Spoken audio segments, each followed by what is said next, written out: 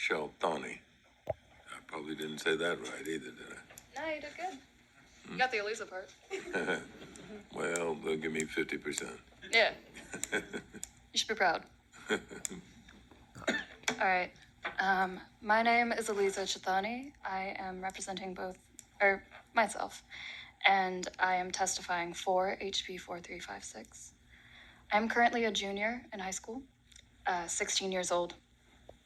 I also happen to be the same age as or older than a lot of the children in the TJJD facilities currently.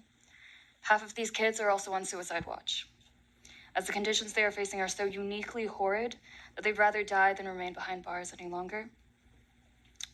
Reports from just a few months ago state that these kids are spending 23 hours in a cell, defecating into trays, peeing in water bottles. Some are harming themselves in any way available and getting sent to hospitals on repeated instances, only to be sent right back to the JJFI facilities. That was the case with Keith, who has been brought up many times during this hearing. Is this something for our state to be proud of? At this very moment, we are debating throwing hundreds of millions of dollars at a system which is both immoral and ineffective. Incarceration teaches these kids that we do not care about them at all, that they're not valued, that there's no future for them outside of prison. It manufactures conditions of physical, mental, and financial stress that permeate even after their sentence is over, much of which is what contributes to repeat offenses. They do not and cannot trust those who lock them up and dehumanize them, especially not with mental health concerns.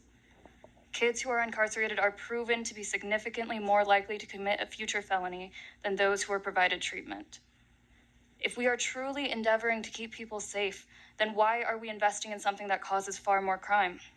And when our schools are shutting down from lack of funding, why do we continue handing off money to prisons whose curriculums remain severely limited?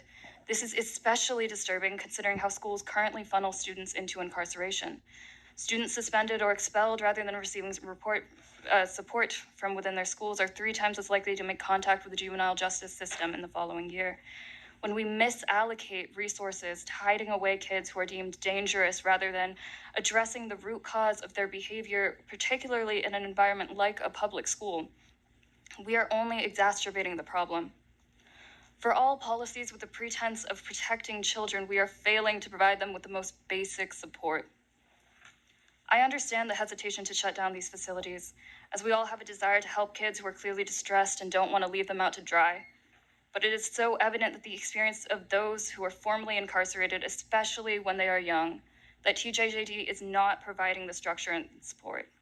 This bill outlines alternatives and gives a decade for the Office of Youth Safety and Rehabilitation to create community-oriented aid, to address mental health concerns, and to deal with the root cause of criminal behavior. I know there are peers of mine as young as 10 years old suffering in these facilities right now who are paying far too much for a mistake they made before they got the chance to grow up, especially under circumstances created in this state. We know that this is not justice, nor has it ever been.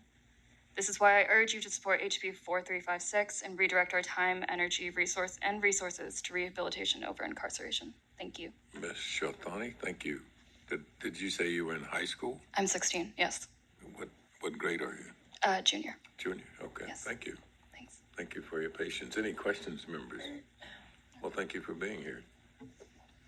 Chair calls Tiffany Jones.